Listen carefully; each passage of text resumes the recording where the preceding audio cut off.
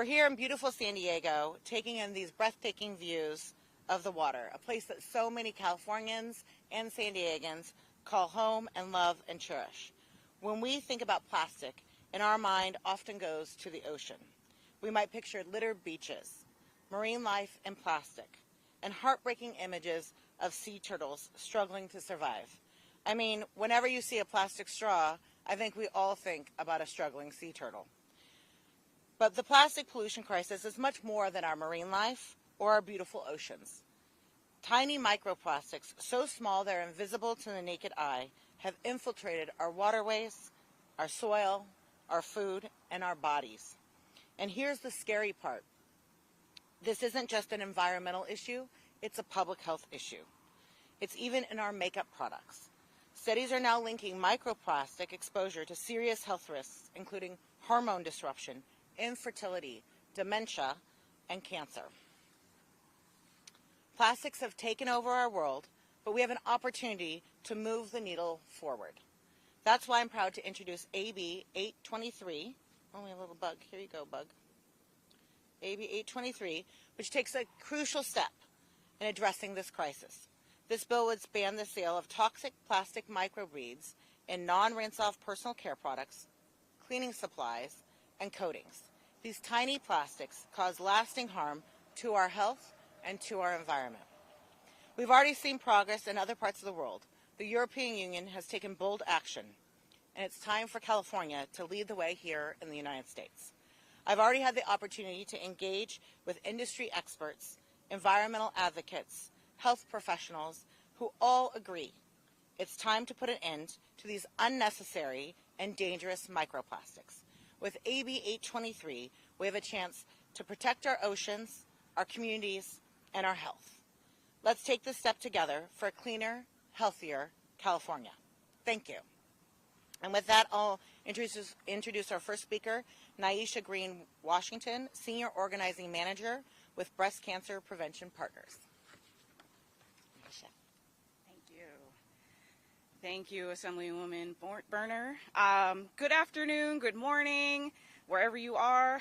My name is Nyesha Green Washington, and I'm here on behalf of Breast Cancer Prevention Partners, or BCPP. We are a proud co-sponsor of this critical legislation.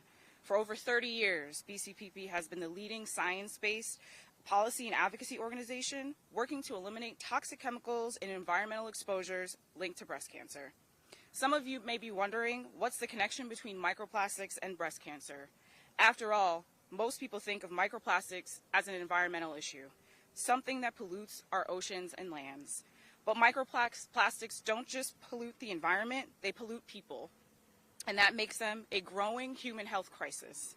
These tiny plastic particles enter our bodies through the air we breathe, the water we drink, and the food we eat. Exposure is especially high for those who live or work in highly polluted areas. Microplastics have been detected in breast milk, placental tissue, and even the first bowel movements of newborns, meaning exposure is being passed down to future generations. Research has linked microplastics to serious health risks, including genotoxicity, DNA damage, decreased cell viability, chronic inflammation, hormonal and reproductive harm. Epidemiological studies have also raised concerns about links between microplastic exposure and chronic disease, including cancers affecting the breast, ovaries, lungs, blood, and prostate. Right here in California, in San Diego, Los Angeles, and the Central Valley, communities already face disproportionately high exposure to air pollution, leading to respiratory illnesses like asthma.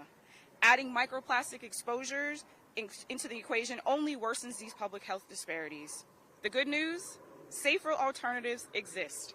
We don't have to continue exposing people to toxic microplastics in cosmetic products, cleaning products, paints, and coatings. That's why we are so grateful to Assemblymember Boerner for championing this legislation to reduce microplastic pollution and protect both public health and our planet. This is about prevention.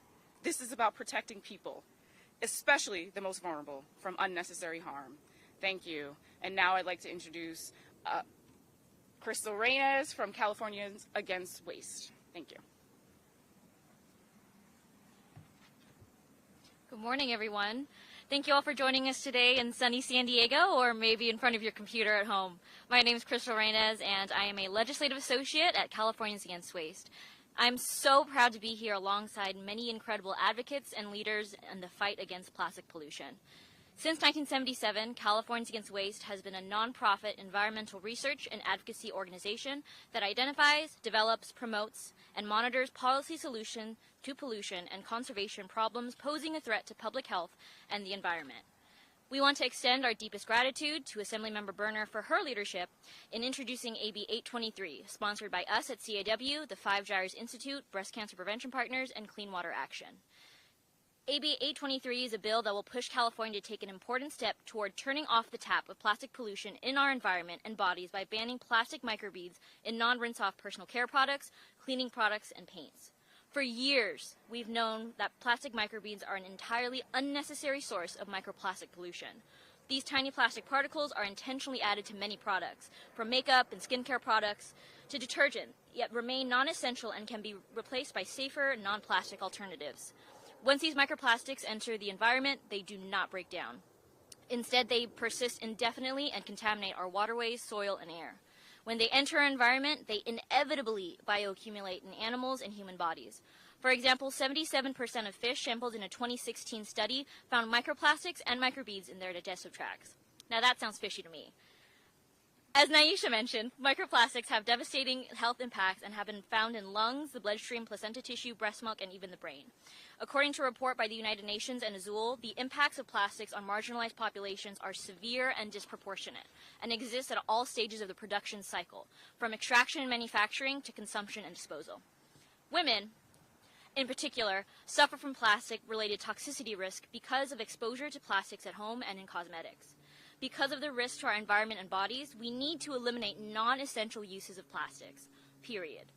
California has already led the way in addressing microplastic pollution, including through AB 888 in 2015, which banned plastic microbeads in rinse-off personal care products like face wash and toothpaste. That was an important step, but it wasn't enough.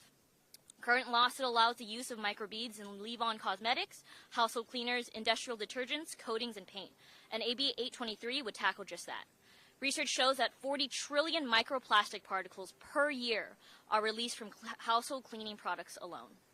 We are not alone in recognizing this danger. The European Union has already taken bold action, banning microplastics on their own and in the products AB 823 would regulate.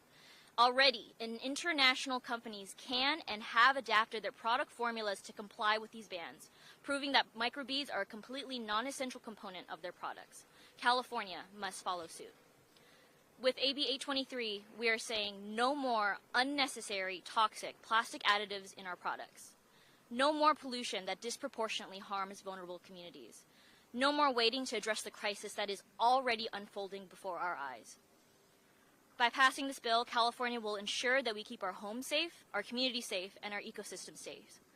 We urge our lawmakers to stand with science, with public health, and with Californians who deserve better. Thank you again to Assemblymember Boerner and the advocates and organizations standing with us today. Together, we'll move California towards a cleaner, healthier, and plastic-free future. I now want to welcome back Assemblymember Boerner to the podium for closing remarks. Yes. And I want to welcome Lori Anthony from Zero Waste, who's just joined us behind us. And I want to thank you for all the advocates and all of the organizations here. It's going to take a really large coalition to make sure we protect public health and the environment. And I want to thank you for being here today. And with that, I'll open it up to any questions.